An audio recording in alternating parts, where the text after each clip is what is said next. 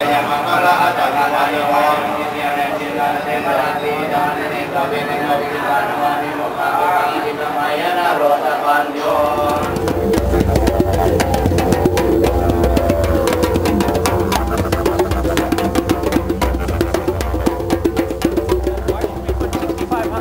donor money into this project. I said, well, I put about $400,000 of my own money into the project. I'm pretty careful about what happens to money, and it has to be cost effective.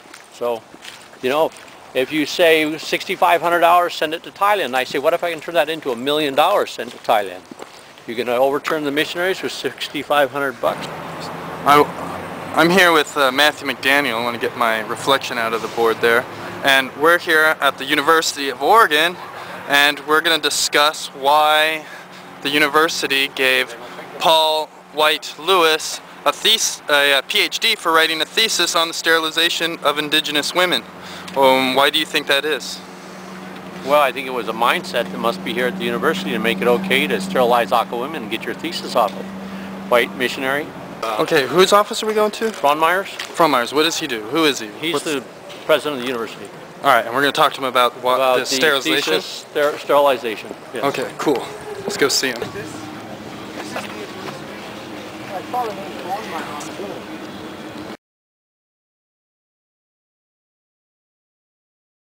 We're giving him a break. His name's David H. Rubin, PhD. He's Executive Assistant President to Frohnmeyer.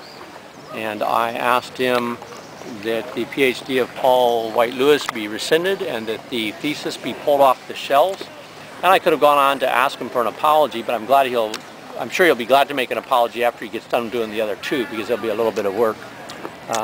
And I don't really want anything else. In other words, I don't want an apology and then nothing. I want the guy to lose his PhD. He's a genocidist. He wants to do genocide to those people, and the Akha are no different than anybody else. And so he can lose his PhD. There's got to be a punishment for sterilizing indigenous women. I think that's the point. Nice. That's not the only point. The point is they're taking the money that was donated to them and using it to take away Akha children. I don't care if it's donated or not. They're using it to do something bad. Yeah. So if you take money to get children secure in their villages and keep them there, I mean, where it comes from and how much it gets spent is not always the issue. You know, you try to be as conservative as possible. There's set percentages.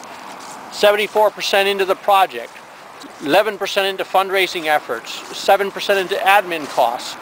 Those are real common numbers for nonprofits. But what if it says 74% goes into the villages to take away Akha children?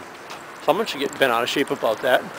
Look at the millions of dollars that go into northern Thailand because the donors are told the Akha are poor.